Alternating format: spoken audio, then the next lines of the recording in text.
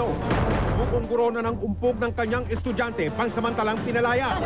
Mga nakitang UFO sa Las Piñas, mga ilaw lang pala sa isang konsyerto. Mga pasahero ng bumagsak na helikopter ng Jaca, kumpirmadong patay na. Yan at iba pang naglalakihang mga balita ngayong gabi.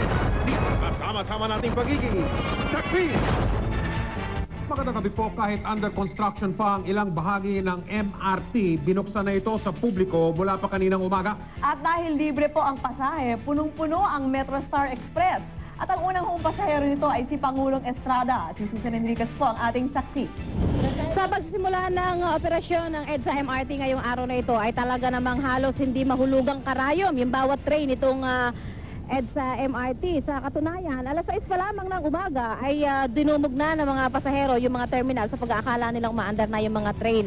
Pero nagsimula ang libreng sakay kaninang alas 12 ng tanghali at ito po ang aming nasaksihan.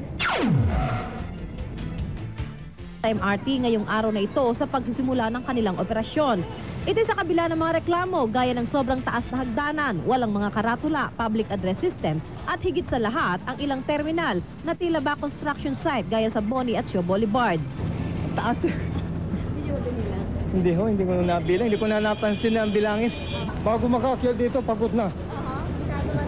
Oo, nahirapan. Ano dapat gawin kaya? Dapat may escalator. Nakakapagod. Bakit? Nakakahingal. Mataas?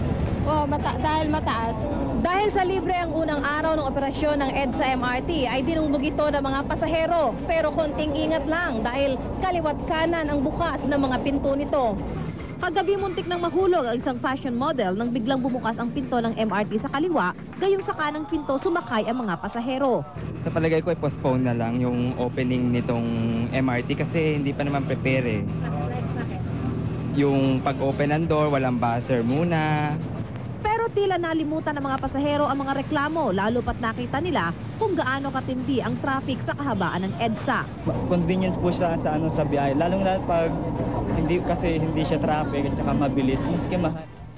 Halos malulo ng mga security guard ang kanilang silbato sa pagsaway sa mga pasahero na halos humarang na sa riles na daraanan ng MRT.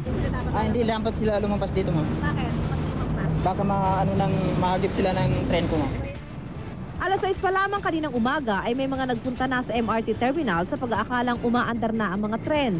Kaninang umaga si Pangulong Estrada at First Lady Loy Ejercito ang unang sumakay sa Metro Express. Ayon sa Pangulo, malaking tulong sa publiko ang pagbubukas ng MRT ngayong nalalapit ang Pasko.